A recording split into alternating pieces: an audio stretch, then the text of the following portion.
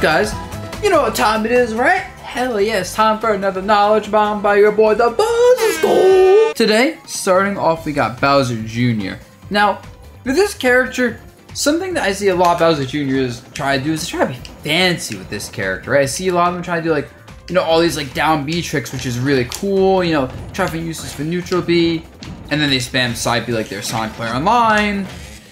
But, anyway, I see it happen a lot, but I don't see a lot of them just sometimes sticking to using their normals and playing a more, I guess, basic game. Because honestly, this character has some pretty nice normals, right? Like this forward air, it's a pretty big disjoint. You know, you can get some combos off it as a landing hitbox. So the fact that it's a lingering, disjointed like move with a landing hitbox that can lead to combos and has quite a bit of damage actually is really good. And then like you have your back air, which is just a very powerful move. You have up throw and up air, which is like lots of damage. I think almost every Bowser Jr. player knows this. In case you don't, very good. And like, pretty much all of his moves are like disjointed and have some good use. And you can honestly just outplay people using them. Down air is a pretty nutty move. Oh, like, do it. I stink at this game. So yeah, don't be afraid to use that. And use less of your specials, because so many Bowser Jr. players just kind of do too many specials, get blown up for it, and they don't adapt. So with Duck Hunt, the trick to this character a lot of times is that you don't need more than like one projectile out to start playing your pressure and your mix-up beam. A common mistake I see for Duck Hunt players is to do like this. Set up a can, and then they down B, and then they do like this. Maybe not that order, right? Maybe like this and like this. And like, don't get me wrong, having a lot of projectiles out is good, but when you're fighting a character that can rush you down, or someone with like projectiles that can interrupt you, or like a grenade, like something that interrupts your projectile flow, or even just people know the matchup, a lot of times when you're using like too many projectiles at once, you're giving your opponent these big windows to get past your projectiles and hit you. And you end up cornering yourself a lot, you know, doing projectiles, then backing off and doing this, put yourself in the corner, and you have to fight out of the corner. Whereas if you just kind of throw one projectile and then start like doing things, like, oh, you have a can, and start really playing with that and using that. Okay, you start like, maybe throw a side B every now and then for spacing. Use the Gunman, and then you mix up between like offensively running your opponent and spacing versus like setting up more projectiles.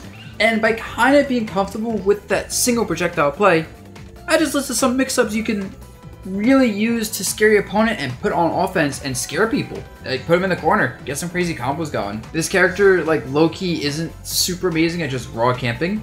He's more of a pressure-heavy character, and you have to take advantage of that. Alright, so for Ryu and Ken, I'll be honest, I had no idea what to do for this one. So I asked my buddy Cytonix, who you can see the Twitter and stuff for if you want to follow him here, some help on playing Ryu and Ken and some basic advice for people.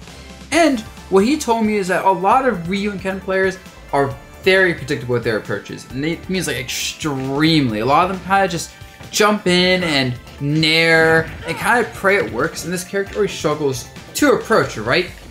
Whereas he said that a lot of Ryu and Ken players can basically play a lot more grounded, using like their burst range to get like dash and tail, or just play patiently, wait for an opening to like Tatsu in, or jump in at the right time. And just by staying grounded and being ready to get your opening and kind of scaring your opponent with your good ability, especially as Ken, with your scary combo starters, and like the fact that you're Ryu, like no one's be near you, you can kind of bully people and take your time until you have the best opening instead of forcing things. Because one of the easiest ways to lose with this character is just kind of just run in, you jump in, you force things, you get blown up, you keep on blowing up, you lose, you get predictable, you get frustrated, you start spamming things, GG. This applies to both characters. He did mention that Ryu, you know, is a bit better at playing this kind of, a bit more of a passive play style with this kind of stuff because he has a really good, you know, projectile with Hadouken and Shanketsu, or whatever it's called.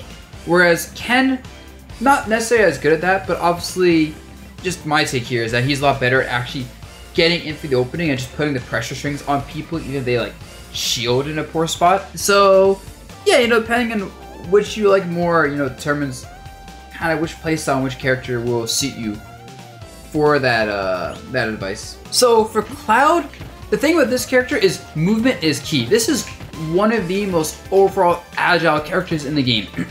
In the air, on the ground, You know, his attacks flow very smoothly.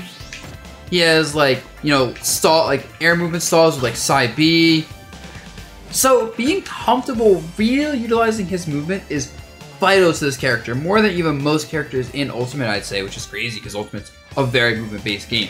Go in the lab, make sure that you're optimizing everything, that you're able to like jump in and jump out, able to like weave into your opponent's attack range. You know your spacing, you know your timings, you know how to use like stalls to your advantage, how to like mix in down B to your movement to like get that extra little meter when you get free chances while making it seem seamless. Something like Spargo does, for example, which makes this Cloud so good, is that you never know he's gonna get aggressive on you and start pressuring, or he's gonna kind of back off and let you make a mistake, or he's even just gonna charge limit.